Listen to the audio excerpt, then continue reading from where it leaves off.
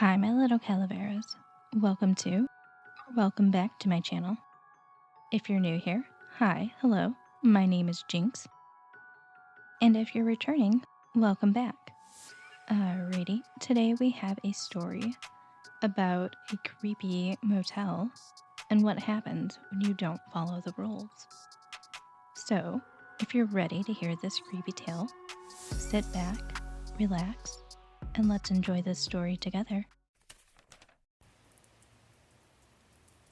A traveling salesman stopped at a shabby motel for the night and checked in at the front desk.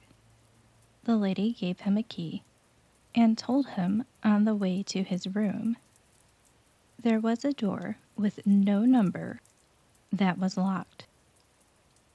"Nobody is allowed in," she told him. "And don't be tempted to look inside. The room is off limits to all." So, as a good man should, he followed the instructions of the woman, going straight to his room and soon after to bed. The next night, his curiosity picked at him. He barely slept the night before because his mind was racing, wondering what could be in that room that he wasn't supposed to see. He walked down the hall to the door and paced in front of it for a moment, started to try the handle, stopped, and started again. As he had thought it would be, it was locked. Standing for a moment, he finally bent down and looked through the wide, old-fashioned keyhole. It was old, made of brass, and looked as if a skeleton key should be paired to it. Cold air passed through it, turning the orb that was his eye into ice. What he saw was a motel bedroom, not unlike his, complete with worn carpet and a stained comforter, tarnished bedside lamp, and peeling wallpaper. Except in the corner was a woman standing whose skin was white as ivory, with hair as black as ink. She was leaning into the wall, nose in the corner, like a child who has misbehaved and was being punished for it. He stared in mute fascination for a while, and more than a little confusion. But she never moved. He became worried. She was unnaturally still. He could not even detect the faintest of breath. She was a mannequin, a doll, Snow White being chastised while in her slumber. He almost knocked on the door, out of curiosity, out of worry and fascination, and some compulsion. Something whispered in the back of his mind that he needed to go in. He needed to save her. He almost knocked, almost tried the knob again. Something told him this time it would not be locked. But something stayed his hand. He had been warned away from this door, this room. Something was not right. He turned and left the door, pulling up in his room for the night, only to go to bed to toss and turn in a fitful sleep, haunted by formless terrors, both in his dream and out. The next day, the salesman determinedly strode to the door and looked through the glinting, still icy keyhole. All he saw was red. He couldn't make out anything beyond the unnerving crimson color.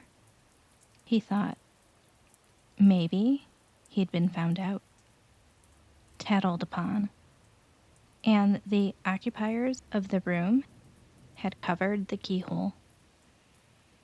He was angry that he could not see his lady one more time before leaving.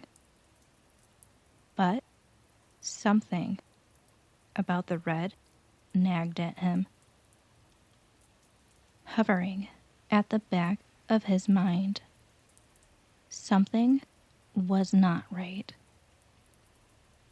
As he was checking out and turning in the key, he decided to ask something of the woman guarding the desk. "Would you mind telling me why the room with no number is off limits?" he asked. She looked him in the eye a moment and finally took a deep breath. "Did you look?" she asked. "Tell me true." The salesman was on the verge of telling her that he had.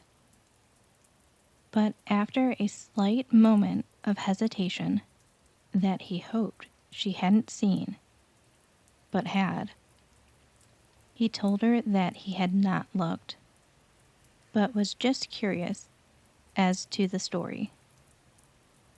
"Well, might as well tell you. A long time ago, before my time here, a strange couple rented out that room. Acted oddly, from what I hear. One night, about a week into their stay, and in utter silence, the husband murdered his wife in that room. Her ghost still haunts it," she said with complete certainty. "A few people have dared look into that room, and all who have seen her ghost look back have died a gruesome death." At this point, the salesman took an easy breath, because he had looked at her, his Snow White, but she had not looked back. But these people were not ordinary. The receptionist continued. They were albinos, you know? Whitest skin you've ever seen. Except for their eyes, of course, which were red.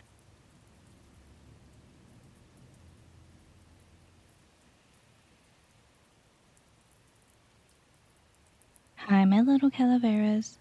If you made it to the end of this video, thank you so much. I truly appreciate it. If you haven't already, don't forget to subscribe. Also, like, comment, share, all the good things. And I hope you enjoyed this story. So, this story was, I don't know, it felt more like a classic creepy tale that you would hear to me. So, more like something that you would tell while, sitting around a fire for a camping trip, or possibly at a slumber party when you're supposed to be going to bed. Because let's face it, we've all been there. But yeah, it was nice to have a short story that kind of had that classic feel to it. And yes, I actually did a double upload this week. I'm gonna try to see if I can keep up with the double uploads. Easier said than done, but I think I'm finally getting the hang of things, so hopefully this will work out and be a routine. And I'll try to have something a little bit longer and a little bit shorter, just to kind of keep a little bit of balance. But I, as always, am rambling, so I'm going to go ahead and get going.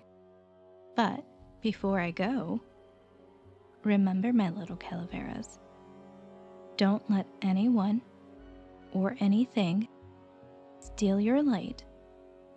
Check under your bed at night.